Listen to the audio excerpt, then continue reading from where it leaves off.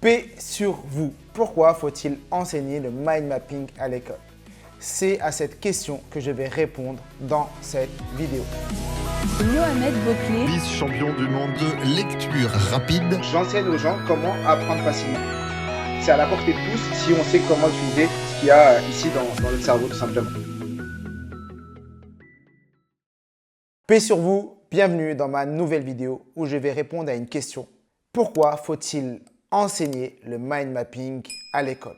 Si vous êtes enseignant, si vous êtes en lien avec des enseignants, suivez bien cette vidéo, vous allez savoir pourquoi il faut enseigner et pratiquer le mind mapping à l'école.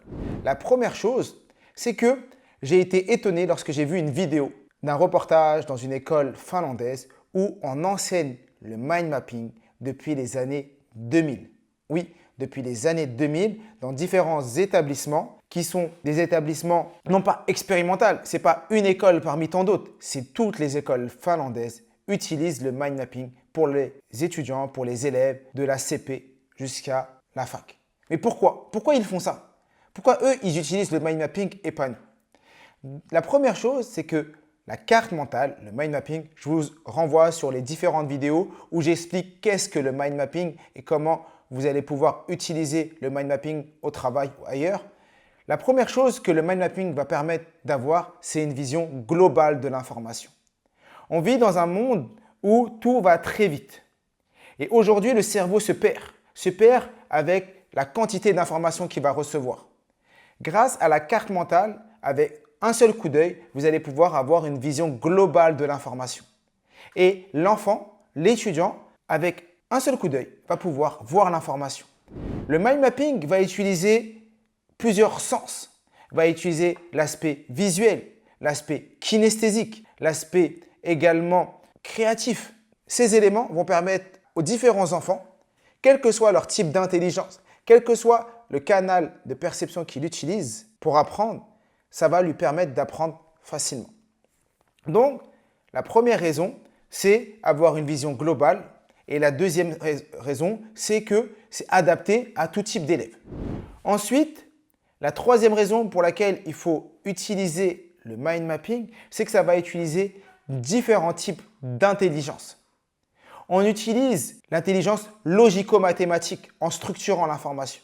On va utiliser l'intelligence verbo-linguistique en mettant des mots et en choisissant des mots-clés. On va utiliser l'intelligence visio-spatiale en allant placer l'information en différents endroits, en mettant également des dessins, en mettant également des couleurs.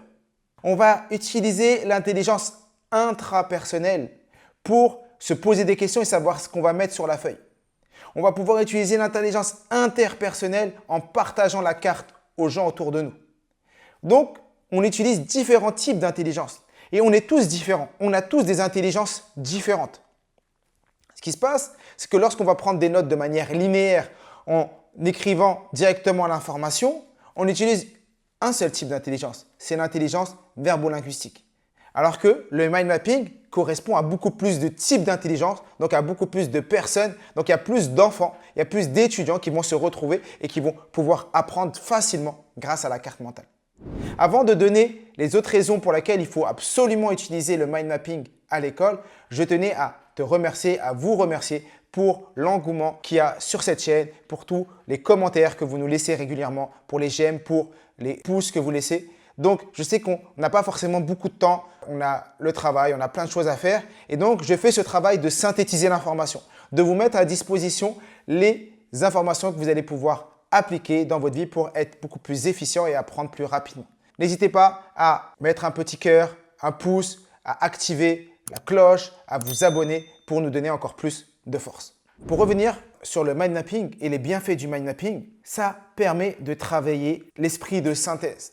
Parce que lorsqu'on utilise un mind mapping, qu'est-ce qu'on va faire? On va reformuler l'information. Quand l'enseignant nous donne des informations ou quand on voit un cours, ce qu'on fait, c'est qu'on ne va pas uniquement tout écrire. On va reformuler l'information et mettre uniquement des mots-clés. Donc, on travaille sur cet aspect de synthèse. En plus de tout ça, on a l'impression de jouer. On a l'impression de s'amuser en mettant des couleurs, en mettant des dessins. Donc, en plus d'apprendre, on rend ludique l'apprentissage. Dans un monde où de plus en plus de personnes s'éloignent de l'apprentissage, rendre l'apprentissage ludique est un devoir. Rendre l'apprentissage accessible à tous est un devoir. Et donc, en utilisant le mind mapping, vous pouvez permettre cela à un maximum d'étudiants et un maximum d'enfants. Donc, en tant que parent, en tant qu'enseignant, en tant qu'étudiant, je ne peux que vous inviter à utiliser le mind mapping dans votre apprentissage. Et si vous voulez en savoir plus concernant le mind mapping, allez regarder mes précédentes vidéos. Allez voir également sur mon site, il y a énormément d'articles sur le mind mapping et les bienfaits du mind mapping. Mon site, c'est mohamedboclé.com ou écrivez-moi à contact@mohamedboclé.com et on prendra le temps de vous répondre. Et comme je le dis toujours, je suis tué. Nous sommes tous des illimités.